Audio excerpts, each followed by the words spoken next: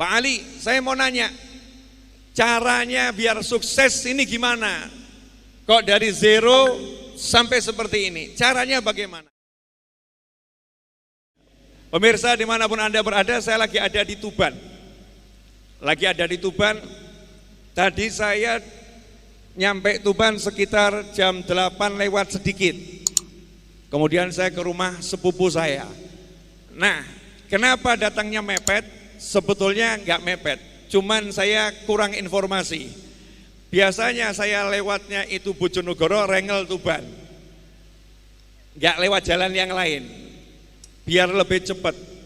Tapi saya lihat jembatannya lagi diperbaiki, sehingga saya lewat Bojonegoro, Babat, Tuban. Nah, ketika keluar dari Bojonegoro, di Bojonegoro itu pas mau adzan gitu. Begitu mau keluar adzan maghrib, sehingga saya berbuka dengan kurma sama air mineral di dalam mobil.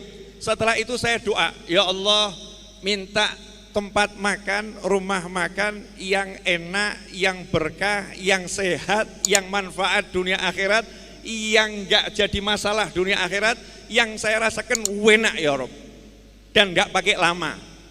Jadi jangan nunggu sampai Tuban, kan kelamaan gitu ya. Subhanallah, cari sambil jalan gitu.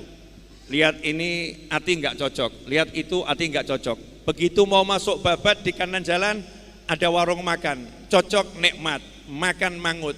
Nah, buat penonton dimanapun Anda berada, kalau ke Tuban cari mangutnya, enak mangutnya. Ya, mangut. Nah, saya punya riwayat banyak dengan Tuban ini. Sabar dulu, ceramah mah belakangan, ngobrol dulu aja. Nyantai-nyantai. Saya ini masa kecil banyak di Tuban.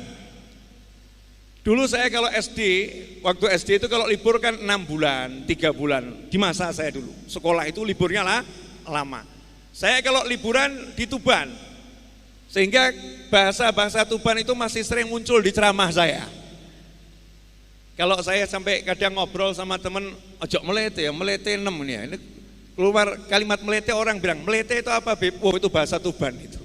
Bahasa Tuban waktu saya anak-anak itu ya, melete 6 gitu. Itu bahasa Tuban waktu saya anak-anak. Mainan anak-anak yang pakai kayu di apa tuh, bedik atau apa aja? Ya bedik, betul ya. Nah, itu mainan saya masa kecil di sini. Karena bibi saya ada 3 di Tuban. Semuanya sudah meninggal dunia. Ya, semoga Allah merahmati semuanya. Sepupu saya ada banyak di sini. Ada banyak di sini. Tapi saya belum pernah ceramah di Tuban. Belum pernah ceramah di Tuban kecuali di kuburan.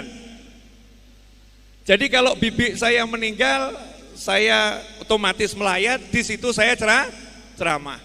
Sepupu saya meninggal, kalau pas saya itu bisa datang ke Tuban, enggak lagi tugas yang jauh, saya pasti melayat dan di situ saya diminta ceramah.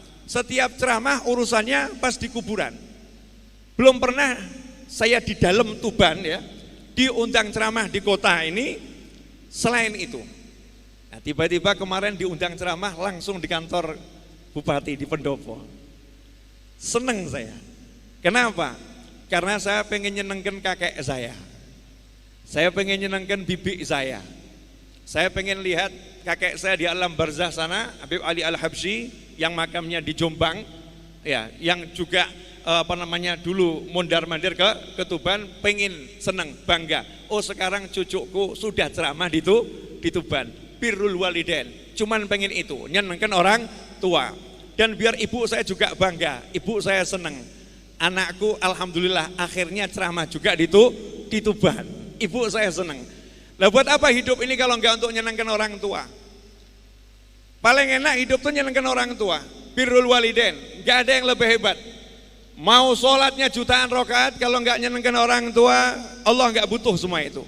Senangkan orang tua. Suatu ketika paman saya didatangi mahasiswa-mahasiswa dan dosen.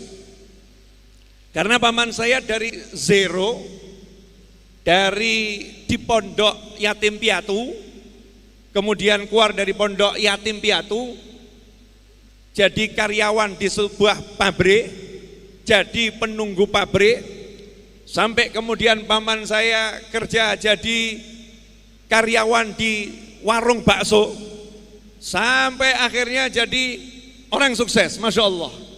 Bisa bangunkan rumah kakak-kakaknya, bisa hajikan semua kakak-kakaknya, ya, bisa nyantrikan ponakannya ini. Ini saya nyantri juga dulu biayanya dari paman saya. Maka didatangi paman saya oleh beberapa mahasiswa dan dosen mau belajar. Nama paman saya Ali, panggilannya Ali Bakso. Itu kalau di Solo ya, panggilannya Ali Bakso karena dulu pernah jadi karyawan warung bakso. Pak Ali, saya mau nanya, caranya biar sukses ini gimana? Kok dari zero sampai seperti ini? Caranya bagaimana? Maka saat itulah paman saya balik bertanya, lah kalian kerja ini mau ngapain? Maka dijawab oleh salah satu mahasiswa, saya pengen punya motor yang bagus. Yang satu bilang, saya pengen bisa beli mobil, saya pengen bisa beli rumah, saya pengen punya harta begini, saya pengen bisa nikah, A sampai Z, semuanya materi. Maka paman saya mengatakan, mulai hari ini jangan kerja, nganggur saja. Kamu gak akan sukses. Kalau tahu sukses, suksesnya semu, bukan kesuksesan yang hakiki. Maka nanya nih dosen sama mahasiswa, Pak Ali, maksudnya gimana? Kan orang pengen punya wajar, pengen punya rumah, pengen punya motor, pengen punya mobil wajar. Betul wajar, tapi niatmu salah. Kalau mau sukses dalam kehidupan, niatkan untuk menyenangkan orang tuamu. Cari uang untuk senangkan orang tua. Bahkan kalau cari jabatan sekalipun untuk senangkan orang tua. Cari pangkat untuk senangkan orang tua. Pokoknya untuk menyenangkan orang tua. Saya ini waktu saya kerja, gaji saya semua saya kasihkan ibu saya. Bu, ini buat kamu, bukan gaji pertama loh. Biasanya orang kan cuma gaji pertama serahkan orang tuanya, gaji kedua makan sendiri. Ini enggak, setiap dapat gajian diserahkan ibunya. Maka ibunya nanya, maka ibunya berkata, nak, ibu enggak mau terima. Ini buat kamu saja, ini buat kamu saja. Ibu cukup, karena ibunya enggak rakus. Meskipun ibunya itu yang enggak punya uang, tapi lebih senang kalau lihat anaknya pegang uang. Coba kalau ibu-ibu zaman sekarang terima dari anaknya seperti itu, Masya Allah anak soleh, ini anak yang baik, senang ibunya, enggak mikir anaknya. Tetapi nenek saya mikir anaknya, kesian nih anaknya enggak punya uang, baru kerja, uangnya mau dikasihkan orang tuanya, ditolak oleh nenek saya, diserahkan ke paman saya. Sama paman saya dikembalikan lagi ke ibunya, ke nenek saya. Enggak bu, ini buat ibu saja, saya kan anak.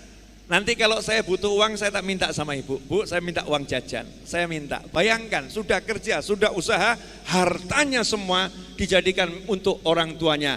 Anta wa maluka li abik, sabda Nabi Muhammad SAW. Dirimu dan hartamu milik orang tuamu. Lah inilah cara biar sukses. Nah zaman sekarang banyak orang yang lupa, ketika punya harta merasa ini hartaku bukan harta orang tuaku. Ketika punya sesuatu, aku bukan orang tuaku. Padahal Nabi bersabda, anta wa maluka li abik, dirimu dan hartamu semua milik orang tuamu. Alhamdulillah tadi kita mendengar ya Pak Huda bangun masjid untuk orang tuanya, wakaf untuk orang tuanya. Bahkan dikasih nama Manarul Walidain. Kalau saya nggak salah ingat tadi, betul Pak ya? Manarul Walidain. Kemudian bangun pondok pesantren dikasih nama Bahrul Huda karena pengen ikut terus sama orang tuanya, sama ayahnya. Ayahnya namanya Bahrul, bapaknya namanya Bahrul, anaknya namanya Huda, digabung jadi Bahrul Huda. Lautan hidayah, lautan petunjuk, niat yang bagus. Lah yang seperti inilah yang mendatangkan barokah dalam kehidupan dunia dan barokah dalam kehidupan akhirat. Alhamdulillah.